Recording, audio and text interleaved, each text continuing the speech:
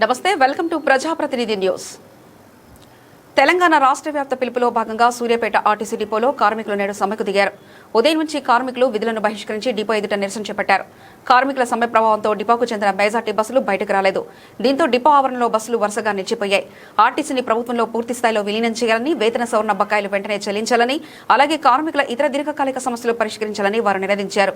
ముఖ్యంగా సుదూర ప్రాంతాలకు వెళ్లే ప్రయాణికులు గంటల తరబడి బస్టాండ్లో నిరీక్షించాల్సి వస్తుంది.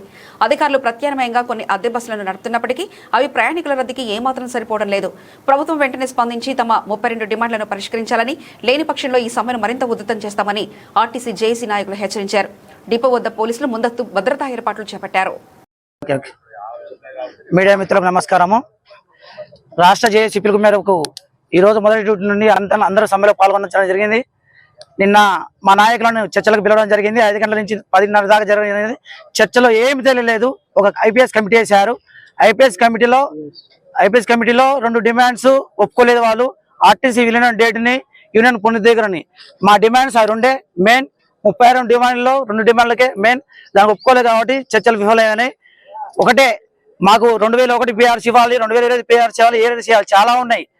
ఈ ముఖ్యమంత్రి చొరవ తీసుకొని ఈ సమ్మెను విచ్ఛిన్నం చేయకుండా, మరి పొడిగించకుండా మా నాయకులను పిలిచి చర్చలకు ఆహ్వానించి అన్ని మొత్తం మాకు సానుకూలంగా స్పందించాలి. ముఖ్యమంత్రి చొరవ తీసుకొని స్పందించగలరని కోరుతాను ముఖ్యమంత్రిని.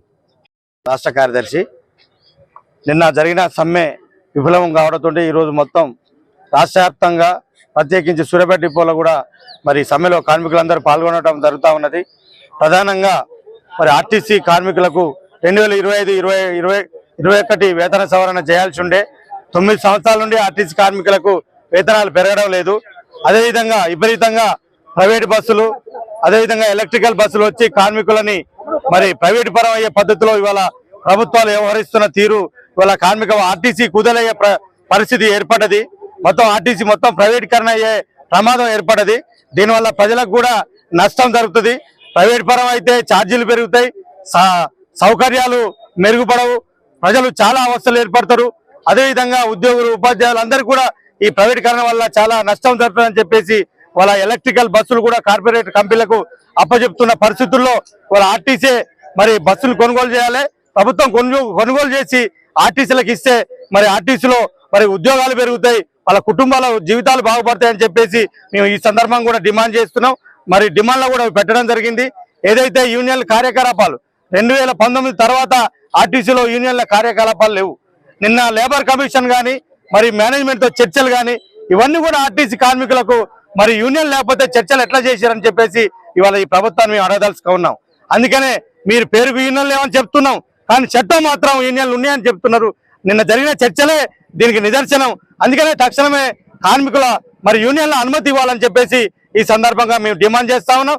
రోడ్ల మీద మరి మహాలక్ష్మి స్కీమ్ వల్ల విపరీతంగా ఒక్క బస్సుకు 150 మందికి మరి ప్రజలు ఎక్కుతా ఉన్నారు. అయినా కూడా ఈ ప్రభుత్వం 6 గ్యారెంటీలో మహాలక్ష్మి విజయవంతంగా జరుగుతా ఉన్నది. దాదాపు 10,000 కోట్ల రూపాయలు ఇచ్చామని చెబుతున్న ఈ ప్రభుత్వం ఈ 10,000 కోట్ల పని ఎవరు చేశారని చెప్పేసి ఈ సందర్భం మేము డిమాండ్ చేస్తా ఉన్నాం. అంటే ఆర్టీసీ కార్మికులు లేకపోతే ఈ మహాలక్ష్మి స్కీమ్ అమలయ్యేదా? ఈ ప్రభుత్వం తెలవదా?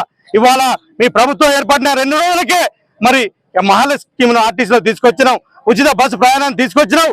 మరి దీన్ని విజయవంతంగా 2.5 సంవత్సరాల పాటు అమలు చేసిన బాధ్యత ఆర్టీసీ కార్మికులు కాదా? బస్ భవన్ ముందు మీరు చెప్పిరు ఆర్టీసీ కార్మికులు మాకు బ్రాండ్ అంబాసిడర్లు, వాళ్ళు చేయబట్టే మేము అధికారంలోకి వచ్చామని చెప్పినటువంటి ముఖ్యమంత్రి గారు ఇవాళ వాళ్ళని రోడ్ల మీదకి ఎందుకు ఇచ్చినావు, మమ్మల్ని రోడ్ల మీదకి ఎందుకు పడేసినావు అని చెప్పేసి ఈ సందర్భంగా మీరు అర్థం చేసుకోవాలి. అందుకోసమనే మేము ఇవాళ మేము గొంతమ్మ కోరికలు కాదు, కనీసం కార్మికుల కనీస అవసరాలు వాటిని అమలు చేయాలని చెప్పేసి మరి ఈ సందర్భంగా మేము ఇప్పటికి కూడా చర్చలో సిద్ధంగా ఉన్నాం.